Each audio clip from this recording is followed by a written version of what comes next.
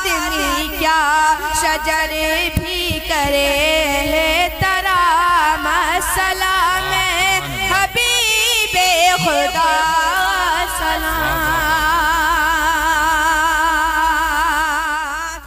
مسلمان تو اگر مست میسار ہو جائے، زمانے کا زمانہ تیرا تابعدار ہو جائے، تو اپنے آپ کو اگر ڈھال لے سنت کے سانچے میں، تیرا تیور ہی دشمن کے لیے تلوار ہو جائے۔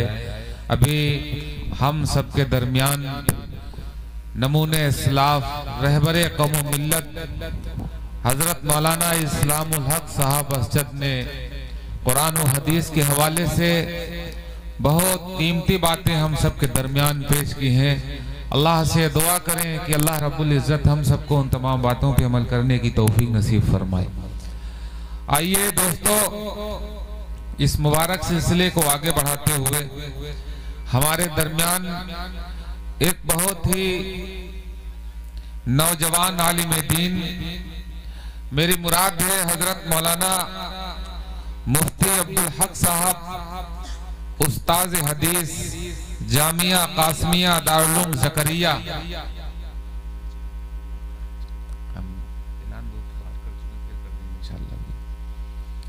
میری مراد ہے مقرر ذیشان مفتی عبدالحق صاحب، استاذ حدیث جامعہ قاسمیہ دارالعلوم زکریا مراد آباد۔ میں مفتی صاحب کو یہ کہتے ہوئے تقریر کے لیے زحمت دینا چاہتا ہوں کہ یقین کرتے جو اپنے راہبر کی رہبری پر ہم، یقین کرتے جو اپنے راہبر کی رہبری پر ہم، ترقی کے نہ جانے کتنے زینے چڑھ گئے ہوتے۔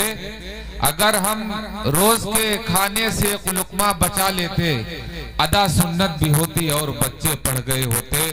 بہت ہی ادب و احترام کے ساتھ مفتی صاحب سے گزارش کرتا ہوں کہ تشریف لائیں اور اپنے بیان حسنہ سے ہم تمام سامعین کو محظوظ فرمائیں۔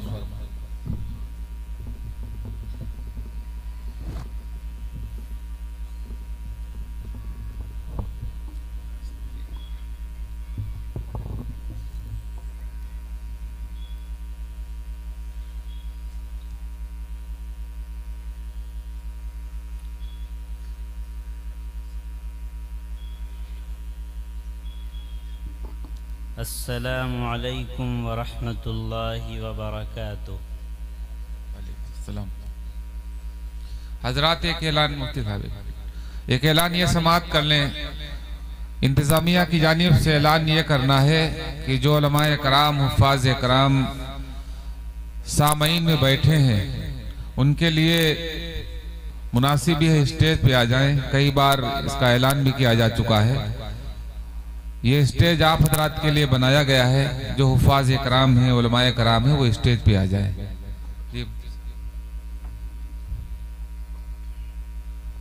الحمد للہ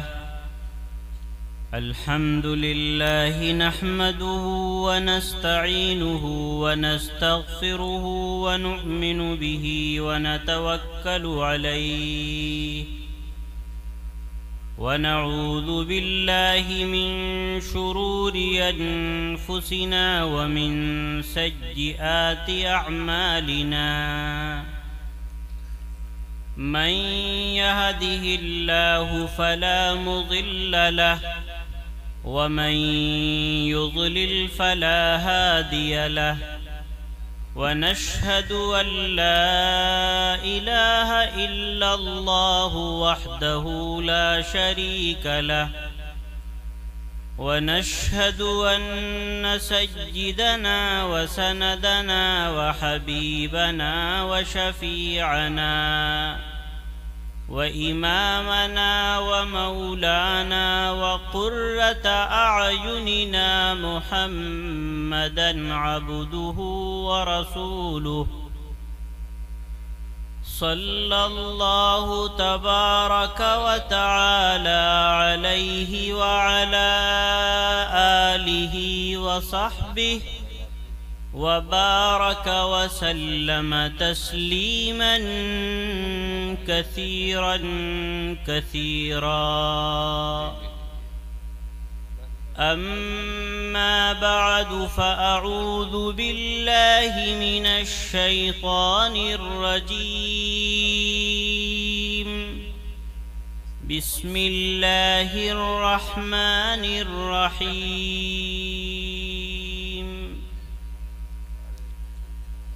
يوم يفر المرء من أخيه وأمه وأبيه وصاحبته وبنيه لكل امرئ منهم يومئذ شأن يغنيه وجوه يومئذ مستبشرة وجوه يومئذ مسفرة ضاحكة مستبشرة ووجوه يومئذ عليها غبرة ترهقها قترة صدق الله مولانا العلي العظيم۔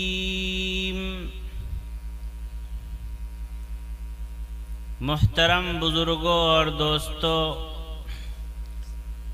اور نوجوان ساتھیوں، ارے یہ حضرات کہاں جا رہے ہیں؟ صرف مہمان خصوصی حضرت مولانا مفتی عبدالرحمن صاحب، نقش بندی استاذ حدیث مدرسہ شاہی مراد آباد، اور مولانا اسلام الحق صاحب اور بسجد، ان دو معزز حضرات کو وہاں پہ جانا تھا۔ آپ حضرات وہاں نہ جا کر کے آپ یہاں بیٹھیے، علماء کرام مفتی صاحب یہاں بیان کر رہے ہیں، قرآن و حدیث کے حوالے سے گفتگو فرما رہے ہیں، آپ لوگ وہاں جا رہے ہیں، بعد میں آپ حضرات چلے جانا وہاں پہ، آ جائیے۔ جی مفتی صاحب۔ قرآن کریم کی آیت کریمہ تلاوت کی ہے، چند باتیں مختصراً اسی کی روشنی میں عرض کی جائیں۔ دنیا کے اندر اگر دنیا میں آنے والے تمام لوگوں کا، چاہے وہ کسی بھی مذہب یا دھرم سے تعلق رکھنے والے ہوں، اگر کسی ایک چیز پر اتفاق ہے ساری دنیا کا، تو وہ صرف اور صرف انسان پر طاری ہونے والی موت۔ موت ایک ایسی حقیقت ہے جس کا کوئی انکار نہیں کر سکتا۔ اللہ رب ذوالجلال نے ہم سب کو یہاں دنیا کے اندر چند دن کی زندگی گزارنے کے لیے امتحان گاہ کے طور پر یہاں بھیجا ہے، اور ہم امتحان کی زندگی گزار رہے ہیں، اور پھر یہاں سے جب ہماری مدت پوری ہو جائے گی تو مقررہ وقت گزارنے کے بعد پھر اللہ کے دربار میں ہم سب کو حاضر ہونا۔ یہ ایک ایسی حقیقت ہے جس کا کوئی بندہ انکار نہیں کر سکتا۔ جو دنیا میں آیا ہے اس کو جانا ہے، موت سب پہ طاری ہونی ہے، کوئی مانے یا نہ مانے، کوئی اگر اس حقیقت کا کتنا ہی انکار کیوں نہ کرتا رہے، لیکن موت تو برحق ہے، وہ آ کے رہنے۔ تو محترم بزرگوں اور دوستوں، جب موت طاری ہوگی اور قیامت کا میدان ہوگا، افراتفری کا عالم ہوگا،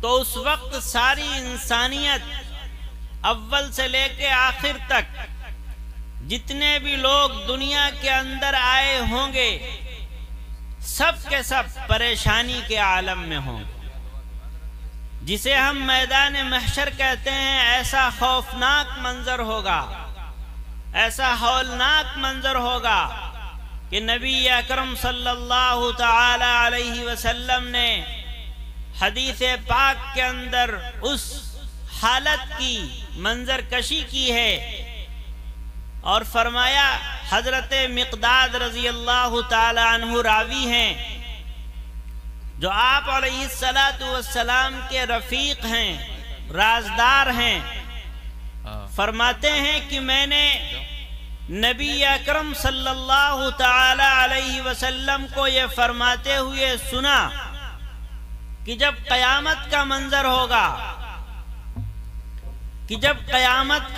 ہوگا، میدان محشر ہوگا، تو صورتحال ہر انسان کی اتنی خطرناک ہوگی کہ سورج انسان کے بالکل قریب کر دیا جائے گا۔ ادنیت الشمس من العباد حتی یکون قدر میل او میلین، یہ جو سورج آج جس کی ہمارے اور اس سورج کے درمیان کی جو مسافت ہے اس کا اندازہ نہیں لگایا جا سکتا، یہ اتنا قریب کر دیا جائے گا کہ انسان کی کھوپڑی سے صرف 1 میل یا زیادہ سے زیادہ 2 میل کے فاصلے پر ہوگا۔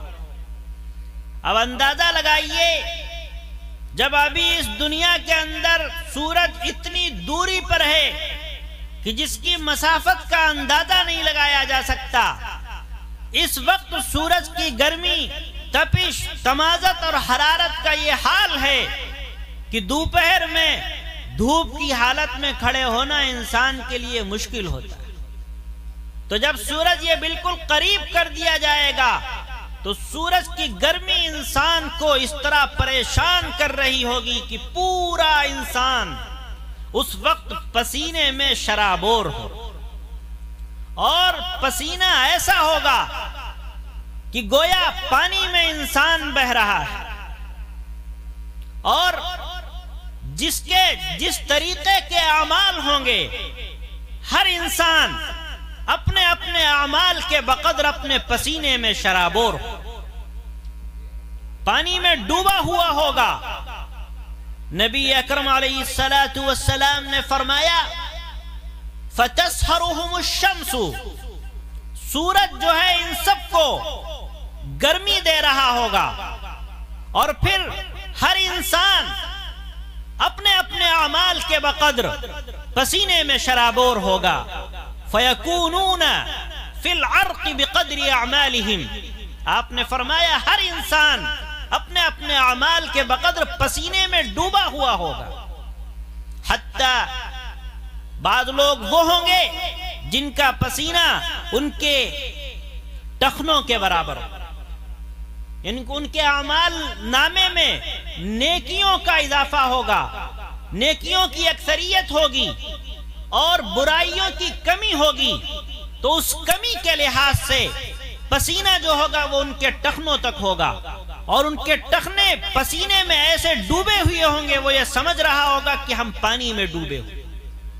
اور بعض لوگ وہ ہوں گے کہ جن کا پسینہ ان کے گھٹنوں کے بقدر ہوگا اور گھٹنوں تک وہ پانی میں ڈوبا ہوا ہو، اور بعض لوگ ایسے ہوں گے کہ ان کی کمر جو ہے وہ پسینے میں پانی میں ڈوبی ہوئی ہوگی اور اپنے آپ کو پانی میں تیرتا ہوا محسوس کرے، اور بعض لوگ وہ ہوں گے جو پانی میں اپنی اپنی حلقوم تک ڈوبے ہوئے ہوں۔ غرض ہے کہ ہر انسان سورج کی گرمی کو، تپش کو برداشت نہیں کر سکا ہوگا، تو پھر وہ پسینے میں پانی میں ڈوبا ہوا ہو۔ ایسی خوفناکی کا منظر ہوگا، ایسی ہولناکی کا منظر ہوگا، اور ایسے وقت میں اللہ کے کچھ خاص بندے وہ ہوں گے جو قیامت کی، میدان محشر کی ان تمام تر پریشانیوں سے محفوظ ہوں، پرسکون ہوں گے، راحت و آرام کی زندگی گزار رہے ہوں گے۔ حدیث پاک کے اندر نبی اکرم صلی اللہ تعالی علیہ وسلم نے ارشاد فرمایا، حضرت ابو ہریرہ رضی اللہ تعالی عنہ راوی ہیں، فرماتے ہیں کہ جب میدان محشر ہوگا، لوگ پریشانی میں ہوں گے، تو اللہ کے کچھ خاص بندے وہ ہیں جو اس دن تمام پریشانیوں سے محفوظ، راحت و سکون کی حالت میں اللہ کے عرش کے سائے میں، اللہ کے یہ کتنے لوگ ہیں، کتنے بندے ہیں؟ آپ نے فرمایا سبعۃ یظلھم اللہ یوم لا ظل الا ظلہ۔ اللہ کے 7 قسم کے بندے وہ ہیں جو قیامت کے دن جہاں کوئی سایہ نہیں ہوگا، کوئی چھت نہیں ہوگی کہ چھت کے نیچے جا کے چھپ جائیں اور سورج کی تپش سے گرمی سے محفوظ ہو جائیں، کوئی درخت نہیں ہوگا درخت کے نیچے جا کر کے ٹھنڈک و آرام کو حاصل کر لیں، کچھ نہیں ہوگا، ہر آدمی پریشان ہوگا۔ وہاں یہ 7 قسم کے اللہ کے بندے ہیں جنہیں اللہ خاص انعام و اعزاز و اکرام سے نوازے گا اور اپنے عرش کے نیچے سایہ عطا فرمائے۔ سبعۃ یظلھم اللہ یوم لا ظل الا ظلہ۔ 7 اللہ کے بندے وہ ہیں جن کو اللہ اس دن سایہ عطا فرمائے گا جس دن کوئی سایہ نہیں۔ ان 7 میں سے صرف 2 بندوں کی طرف نشاندہی کرنی ہے۔ نمبر 1 حدیث پاک میں آپ نے فرمایا شاب نشأ فی عبادت ربہ۔ 1 نمبر وہ بندہ، اللہ کا وہ بندہ، وہ نوجوان جس نے اللہ کی بندگی، اللہ کی عبادت میں زندگی گزاری۔ شاب نشأ فی عبادت ربہ، ایسا نوجوان جو اللہ کی بندگی میں، اللہ کی عبادت میں پروان چڑھا ہو، جس نے اللہ کی مرضیات پر زندگی گزاری ہو اور جو منہیات سے اپنے آپ کو بچا کر پاک صاف زندگی گزار کر کے دنیا سے اللہ کے دربار میں حاضر ہوا ہو، ایسا بندہ قیامت کے دن کی تمام پریشانیوں سے محفوظ ہو کر اللہ کے عرش کے نیچے سائے میں ہو، ہر پریشانی سے محفوظ ہوگا، راحت و سکون میں ہوگا۔ امام غزالی رحمہ اللہ نے ایسے نوجوان کا ایک واقعہ اپنی کتاب مکاشفت القلوب کے اندر ایک واقعہ، نوجوان کا واقعہ نقل کیا ہے۔ ہم سب کے لیے عبرت کا مقام ہے اور ہم سب کے لیے سبق ہے اس واقعے کے اندر۔ وہ کیا ہے؟ ایک نوجوان اللہ کا بندہ جو مزدوری کا کام کرتا تھا، لیبری کا کام کرتا تھا، اور جیسے آج کل کام کی غرض سے کام کے کرانے والے کو یعنی مالک کو مزدور کی ضرورت ہوتی ہے تو وہ صبح اپنے گھر سے نکلتا ہے اور شہروں میں چوراہوں پر کام کرنے والے لوگ کھڑے ہوتے ہیں، وہاں جا کر کے وہ ان سے بات چیت کرتا ہے کہ ہمارا یہ کام ہے، آپ کرنے کے لیے تیار ہیں کہ نہیں، اتنے پیسے ملیں گے، آپس کی بات چیت کرتے ہیں، یہ بندہ کام کے لیے چلا جاتا ہے۔ تو ایسے ہی ایک اللہ کا بندہ ایک مزدور کی تلاش میں گھر سے نکلا اور یہ مزدور چوراہے پر کام کے انتظار میں کھڑا ہوا، مالک سے بات چیت ہوئی، یہ کام کرنے پر تیار ہو گیا، دونوں کی اجرت طے ہو گئی۔ اس مزدور نے مالک کے سامنے کچھ شرطیں رکھی۔ نمبر 1، پہلی شرط اس نے مالک کے سامنے یہ رکھی کہ دیکھو میں تمہارا صبح سے لے کے شام تک کام کروں گا، لیکن جب اس کام کے دوران فرض نماز کا وقت آ جائے گا تو آپ مجھے فرض نماز پڑھنے سے نہیں روکیں۔ پہلی شرط۔ دوسری شرط یہ رکھی کہ آپ کا کام میں صرف دن میں کرنے کا حقدار ہوں گا، رات میں میں آپ کی کوئی خدمت نہیں کر سکوں گا، رات میں خدمت کرنے سے میں آزاد رہوں گا۔ دوسری شرط۔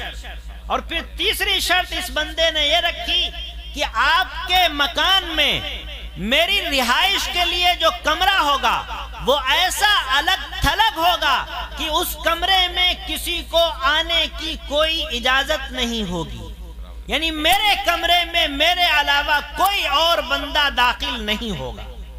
مالک نے اس بندے کی تینوں شرطیں منظور کر لی۔ فرض نماز کا وقت ہو جائے تو آپ کو نماز پڑھنے کی اجازت ہے، آپ صرف خدمت کے لیے دن میں مامور ہوں گے، رات میں کوئی خدمت نہیں ہوگی، آپ آزاد رہیں گے۔ اور رہ گیا رہائش کے لیے کمرہ، تو آپ میری حویلی میں آ کر کے جو کمرہ آپ اپنی رہائش کے لیے پسند کرنا چاہیں آپ کو اختیار ہے، آپ جس کمرے میں رہیں گے اسی میں آپ کی رہائش۔ چنانچہ یہ کام کرنے والا بندہ گیا، اور اس نے اپنی رہائش کے لیے حویلی کے سارے کمرے اس نے دکھا دیے. مالک نے کہا جو پسند ہو اس میں رہ لو. چنانچہ یہ سارے کمرے دیکھنے کے بعد بالکل کنارے ایک بوسیدہ سا مرمت کے لائق کمرہ وہ اس نے جا کر کے منتخب کیا، جو ٹوٹا پھوٹا ہے، جس میں آرام سے رہا نہیں جا سکتا، آرام سے لیٹا نہیں جا سکتا. اس کمرے کا اس نے انتخاب کیا اور مالک سے جا کر کے بتا دیا کہ میں اس کمرے میں رہوں. مالک نے پوچھا کہ یہ تو کمرہ ویران سا ہے، ٹوٹا پھوٹا ہے، یہ تمہارے لیے مناسب نہیں ہے، کوئی اچھا کمرہ منتخب کر لو. اس نوجوان نے جواب دیا تمہاری نظروں میں جو ٹوٹا پھوٹا ہے اللہ کی یہاں وہ کیسا باغیچہ ہے یہ اللہ جانتا ہے، تم نہیں جانتے. مالک نے کہا ٹھیک ہے جیسی تمہاری مرضی. اب یہ اللہ کا بندہ صبح سے لے کے شام تک مالک کی خدمت پر مامور ہے. جب فرض نماز کا وقت ہو جاتا ہے تو فرض نماز کی ادائیگی کے لیے کام کو چھوڑ کر کے آ جاتا ہے. صبح سے لے کے شام تک مالک کے کاموں کو انجام دیتا ہے. شام ہوتے ہی اپنے کمرے میں چلا جاتا ہے. اسی طریقے سے زندگی گزر رہی ہے، اپنی تمام شرطوں کے ساتھ یہ مالک کے ہاں خدمت کو انجام دے رہا ہے. مالک بھی مطمئن ہے. ایک دن مالک کے دل میں یہ خیال آیا کہ آخر میرے ملازم نے، میرے خدمت گزار نے ایسا بوسیدہ کمرہ کیوں منتخب کیا ہے؟ چلو چل کر کے دیکھتے ہیں کہ کیا کہیں اس کی رہائش میں اسے کوئی پریشانی تو نہیں ہے. یہ مالک رات کے وقت میں اکیلا تنہا اس ملازم کے کمرے کی طرف جاتا ہے چلتا ہوا. تو جب اس کمرے کے قریب میں پہنچتا ہے تو پھر یہ نوجوان جو اس کی دن میں خدمت کیا کرتا تھا اس نوجوان کو دیکھتا ہے کہ یہ نوجوان اللہ کی بارگاہ میں سجدے میں پڑا ہوا ہے اور اللہ سے راز و نیاز کی باتیں کر رہا ہے.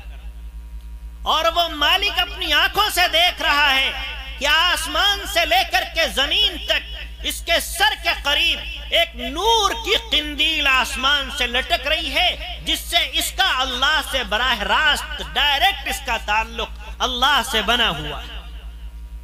اور اللہ سے یہ دعا کر رہا ہے. یہ نوجوان بندہ اللہ سے لا لگائے ہوئے ہے، دعاؤں میں لگا ہے کہ اے الہ العالمین اگر دن میں مالک کی خدمت میرے ذمہ لازم نہ ہوتی تو میں دن کا سارا وقت بھی تیری بندگی اور عبادت میں گزارتا.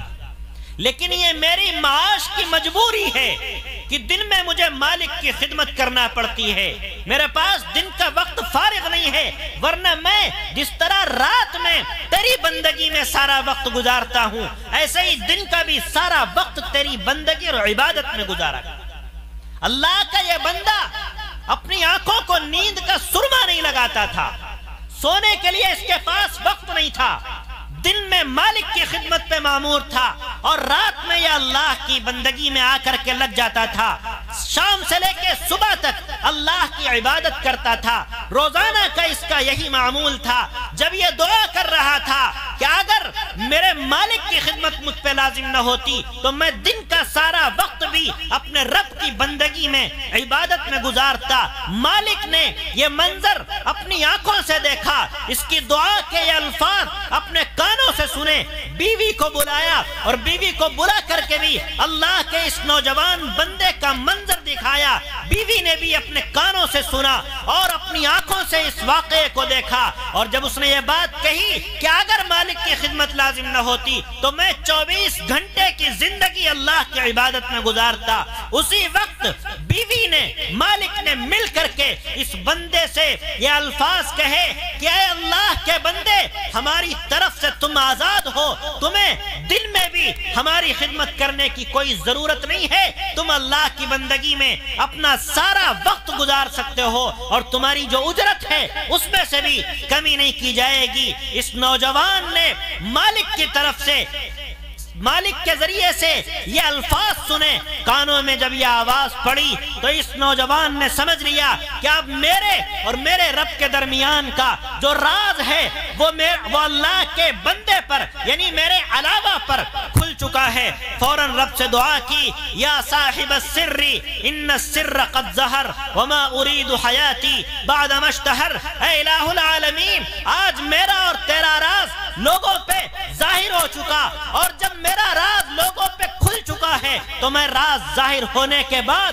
دنیا میں جینا نہیں چاہتا، زندہ رہنا نہیں چاہتا۔ یہ الفاظ کہے، اللہ سے دعا کی، اے الہ العالمین، اب مجھے دنیا میں جینے کا کوئی حق نہیں ہے، مجھے اپنے پاس بلا لیے۔ بندے کی زبان سے یہ الفاظ نکلے، رب نے فوراً موت کے فرشتے کو بھیج کر کے اللہ اپنے اس محبوب بندے کو اپنے پاس بلا لیا۔ عزیزو، یہ ہے شاب نشا فی عبادت ربی، ایسا نوجوان جو اللہ کی بندگی میں زندگی گزار رہا ہو، اللہ کی پرستش میں زندگی گزار رہا ہو، رات دن اللہ کی عبادت میں لگا ہوا ہو، ہر لمحہ اللہ سے لو لگائے ہوئے ہو۔ یہ بندوں کے درمیان، اللہ کے درمیان راز کا معاملہ بن چکا ہو۔ اللہ کا یہ نوجوان بندہ قیامت کے دن تمام پریشانیوں سے محفوظ ہوگا، اور اللہ کے عرش کے سائے میں، عرش کے نیچے سائے میں سکون کے ساتھ، راحت کے ساتھ ہوگا۔ دنیا ساری کی ساری انسانیت پریشان ہوگی، لیکن اللہ کا یہ نوجوان بندہ تمام پریشانیوں سے محفوظ۔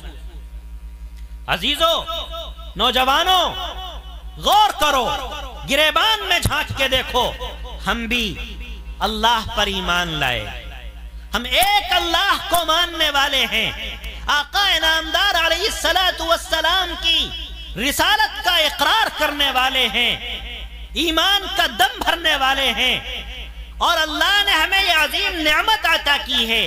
اس کے باوجود ہم جب کام کے لیے صبح کو گھر سے نکلتے ہیں یا شام کو گھر پہ واپس آتے ہیں تو کام کے دوران ہم کس طرح فرض نمازوں کو کنارے لگائے رہتے ہیں، یا گھر سے کام سے آ کر کے بھی جب گھر پہ ہم سکون کی حالت میں ہوتے ہیں تو ہماری کیا صورتحال۔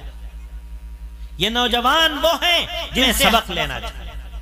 امام غزالی رحمہ اللہ نے اس واقعے کو سبق کے طور پر لکھا ہے، نوجوانوں کو سبق لینا چاہیے، اور نوجوان ہی وہ قوم ہے، نوجوان ہی وہ نسل ہے جو جب سبق لے لیتی ہے تو پھر انقلاب آیا کرتا۔ انقلاب کبھی بھی بوڑھوں سے نہیں آتا، اور انقلاب کبھی بھی بچوں سے نہیں آیا کرتا۔ انقلاب لانے والی قوم جو ہے وہ نوجوان ہوا۔ نوجوان سدھرے گا، معاشرہ سدھرے گا، نوجوان بگڑے گا تو معاشرہ بگڑے گا۔ اگر کسی قوم کا، کسی سماج کا، کسی گاؤں کا، کسی معاشرے کا نوجوان بگڑا ہوا ہو، دنیا کی کوئی طاقت اس معاشرے کو سدھار نہیں سکتی، اور جس قوم کا نوجوان سدھرا ہوا ہو، دنیا کی کوئی طاقت اس معاشرے کو، اس سماج کو بگاڑ نہیں سکتی۔ نوجوان وہ کسی بھی قوم کے لیے ریڑھ کی ہڈی کی حیثیت رکھتا ہے۔ جس طرح ریڑھ کی ہڈی درست رہے گی پورا انسان درست رہے گا، ایسے ہی نوجوان درست رہے گا پورا معاشرہ اور پورا سماج درست رہے گا۔ تو عزیزو، ایک اللہ کا بندہ وہ ہے جو اللہ کی بندگی میں زندگی گزارنے والا، اور ایک دوسرے بندے کی طرف اشارہ کیا گیا کہ رجل طلبتہ ذات منصب و جمال، ایک وہ نوجوان جس کو اللہ نے گناہ کرنے کی طاقت دی ہو، گناہ کرنے کی قدرت دی ہو، گناہ کرنے کے اسباب بھی مہیا ہوں، ذرائع بھی ہوں، وسائل بھی ہوں، مواقع بھی ہوں، لیکن پھر بھی اللہ کا یہ نوجوان بندہ ساری طاقتیں، سارے وسائل، ذرائع ہونے کے باوجود صرف اللہ کے خوف کی وجہ سے اپنے آپ کو گناہوں سے روکے ہوئے۔ اللہ کا یہ بندہ بھی قیامت کے دن عرش کے سائے میں ہوگا اور تمام تر پریشانیوں سے محفوظ۔ اور اگر اس بندے نے سچے دل سے اللہ کے خوف سے گناہوں سے اپنے آپ کو روکا ہے تو رب ذوالجلال اس کے اس عمل کی برکت سے، اگر اس نے زندگی میں کوئی دوسرے گناہ کیے بھی ہوں گے تو وہ گناہ اس کے اس عمل کی برکت سے سب مٹا دیے جائیں۔ ایک نوجوان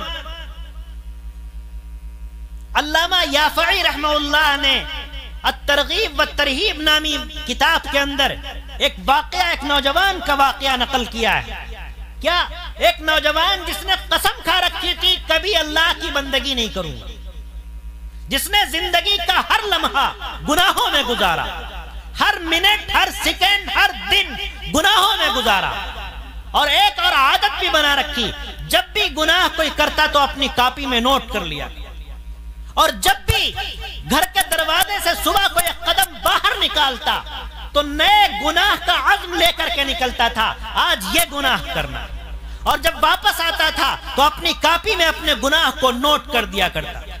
نیک دل والدہ تھی، روزانہ سمجھایا کرتی تھی کہ بیٹے قیامت کے دن اللہ کے دربار میں جانا ہے، اللہ کے دربار میں حاضر ہونا ہے، اللہ کے سامنے کھڑے ہونا ہے، کوئی کھڑے ہونے سے بچ نہیں سکتا. جب وہاں کھڑے ہو گئے تو کیا منہ لے کے جاؤ؟ اپنے آپ کو سدھارو، صحیح راستے پر لگاؤ. ماں روزانہ سمجھاتی بھی ہے، اللہ سے دعائیں بھی کرتی ہے، رات دن گڑ گڑاتی ہے، لیکن یہ نوجوان ہے کہ سدھرنے کا نام نہیں لیتا. ایک دن اللہ نے کایا پلٹی، یہ نوجوان اپنے گھر سے گناہ کے ارادے سے نکلا. راستے میں ایک خوبصورت نوجوان دوشیزہ پر اس کی نظر پڑی، جس نے اس کو اپنی طرف بلایا، جسے کچھ ضرورت تھی پیسوں کی، اور وہ باعزت پاک دامن خاتون تھی، پاک باز عورت تھی.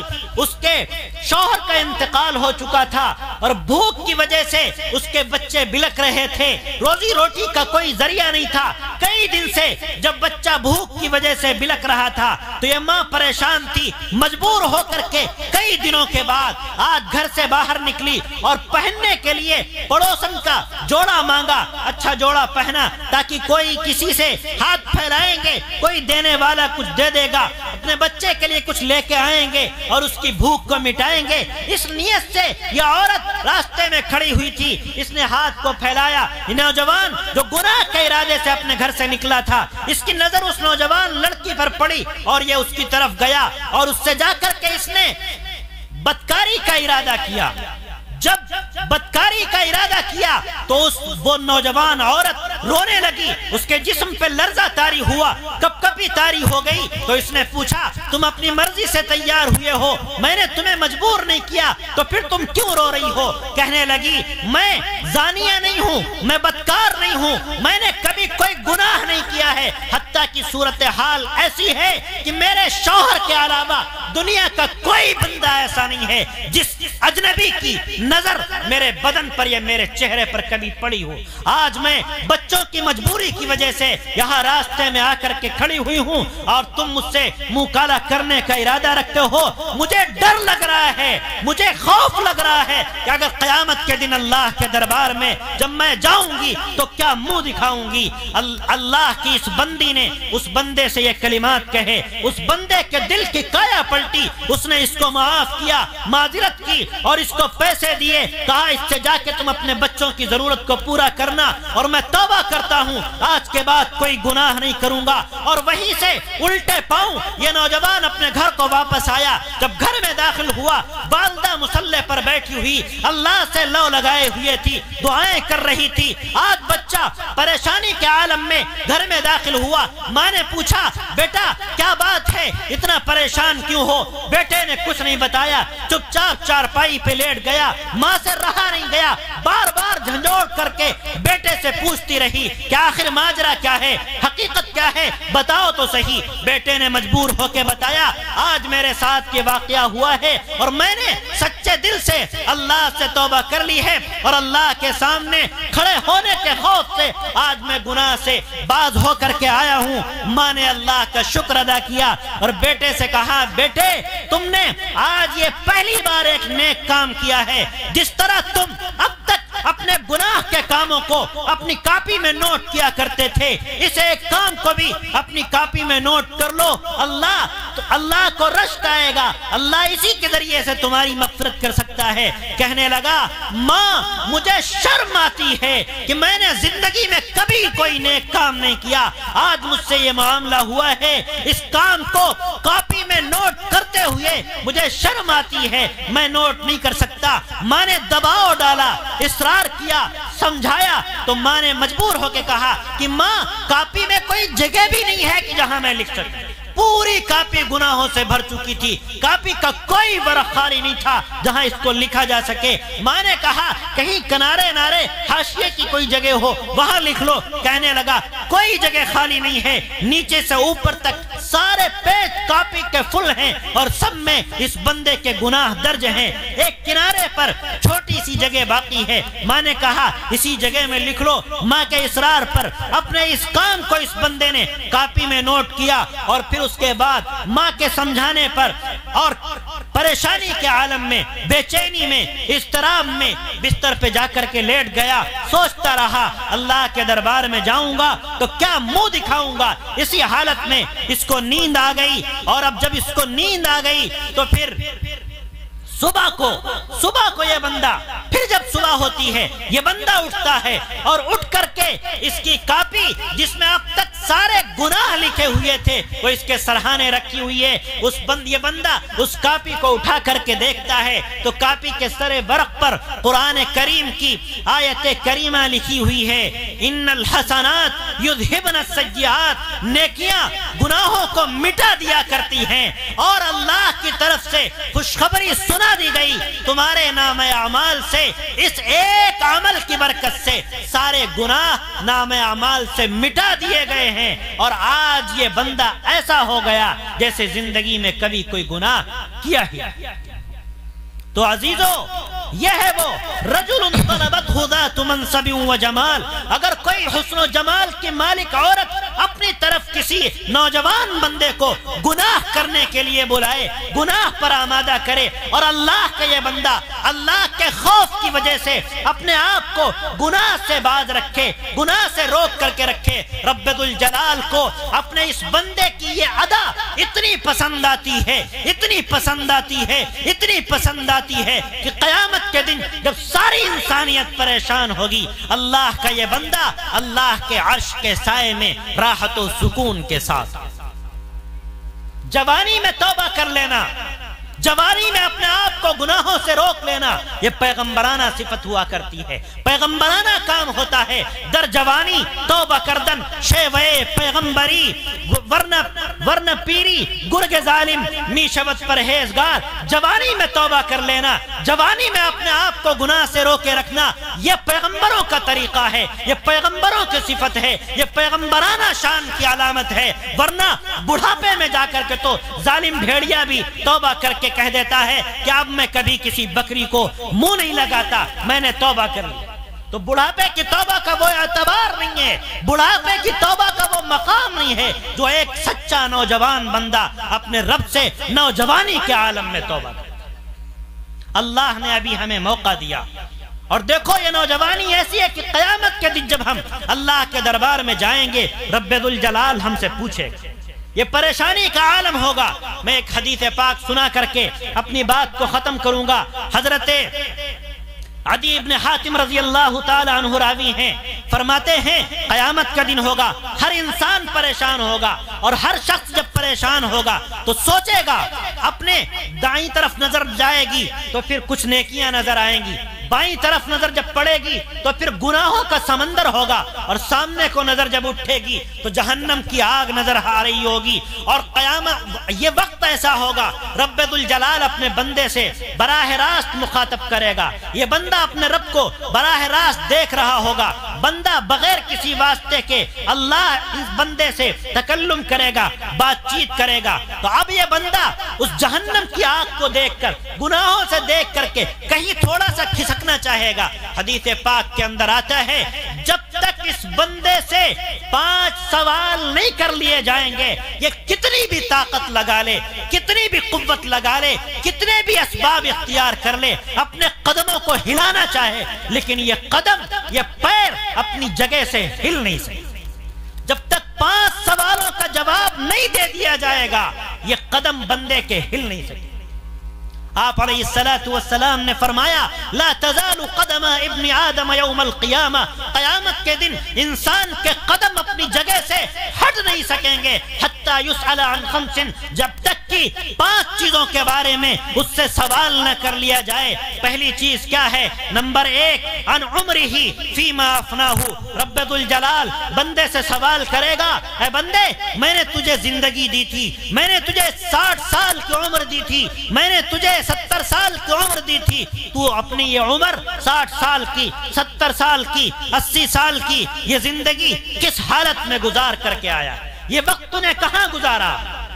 جب تک جواب نہیں دے دے گا قدم ہل نہیں سکیں گے۔ اور پھر پوچھا جائے گا وعن شبابہ فیما ابلاہ، بندے سے جوانی کے بارے میں پوچھا جائے گا، میں نے تجھے جوانی دی تھی، جوانی میں انسان پہ بھرپور طاقت ہوتی ہے، قوت ہوتی ہے، صحت ہوتی ہے، تندرستی ہوتی ہے، تو نے اپنی اس جوانی کی زندگی کو کہاں گزارا تھا؟ وعن شبابہ فیما ابلاہ، میں نے تجھے جوانی دی، تو اس جوانی کے وقت کو کس حالت میں گزار کر کے آیا ہے؟ دوسرا سوال ہوگا۔ اور پھر تیسرا سوال کیا جائے گا وعن مالہ من این اکتسبہ، یہ مال جس سے تم عیش و عشرت کرتے تھے، جس سے تم زندگی گزارتے تھے، جو تم اڑایا کرتے تھے، یہ تم نے کہاں سے کمایا تھا؟ حلال طریقے سے کمایا تھا یا حرام ذریعے کو منتخب کیا تھا؟ میرے حبیب نے جو راستے بتلائے تھے ان راستوں کو اختیار کیا تھا، یہ نبی کے بتائے ہوئے طریقے کے خلاف تم نے مال کو حاصل کرنے کی کوشش کی تھی۔ اور پھر چوتھا سوال کیا جائے گا وفیما انفقہ، یہ مال جو تم نے کمایا اس کو کہاں خرچ کیا؟ جائز راستوں میں خرچ کیا، جائز طریقوں پہ خرچ کیا، یا حرام کاموں میں اس کو عیش میں اڑا دیا تھا؟ اس کے بارے میں بھی بتاؤ۔ اور پھر ایک سوال اور کیا جائے گا، 5واں سوال ہوگا وماذا عمل فیما علم، شریعت کی، دین کی، قرآن کی، حدیث کی، آپ علیہ السلام کی سیرت اور سنت کی جتنی باتوں کا آپ کو علم ہو گیا تھا، ان تمام معلوم باتوں میں سے آپ نے کتنی باتوں پر عمل کر کے زندگی گزاری ہے؟ جب تک بندے سے ان 5 سوالوں کے جواب نہیں لے لیے جائیں گے کوئی بندہ اپنی جگہ سے قدم نہیں ہٹا سکے گا۔ عزیزو غور کرو، گریبان میں جھانکو، دیکھو، سوچو، کیا ہم قیامت کے دن رب ذوالجلال کے دربار میں جب اللہ کے سامنے کھڑے ہوں گے تو کیا ہم اللہ کے ان 5 سوالوں کا صحیح جواب دے سکیں گے یا نہیں؟ یہ ہمیں ابھی سے غور کرنا ہے۔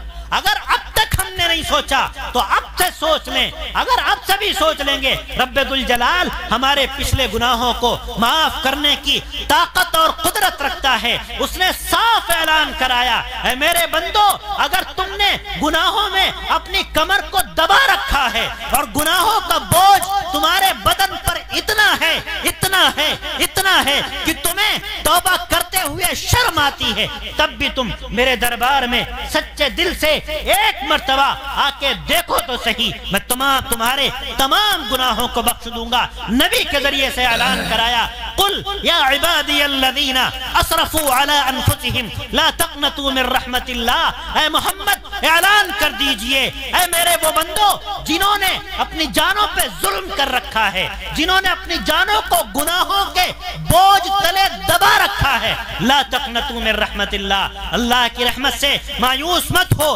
ان اللہ یغفر الذنوب جميعا، وہ تمام گناہوں کو بخشنے والا ہے، اس کے علاوہ کوئی نہیں ہے جو ہمارے گناہوں کو بخش سکے، اس کے در کے علاوہ کوئی در نہیں ہے جہاں ہم جا کے اپنے سر کو جھکا سکیں، کوئی نہیں ہے جو ہماری مرادوں کو پورا کر سکے، کوئی نہیں ہے جو ہماری مشکلوں کو آسان کر سکے۔ اگر کوئی ذات ہے تو صرف اور صرف رب ذوالجلال کی ذات ہے۔ عزیزو غور کرو، یہ 5 سوال ہیں، اگر ہم ان 5 سوالوں کا جواب دے دیں گے تو ہمارے معاملات آسان ہوں گے، اور اگر نہیں دے سکیں گے تو پھر ہمیں ابھی سے اپنے ان اعمال کے بارے میں اور ان سوالات کے بارے میں ہمیں ابھی سے اپنی خیر منانی چاہیے اور سبق حاصل کرنا چاہیے۔ رب ذوالجلال ہم سب کو آقا نامدار علیہ السلام کی تمام تر ہدایات پر عمل کرنے کی توفیق مرحمت فرمائے۔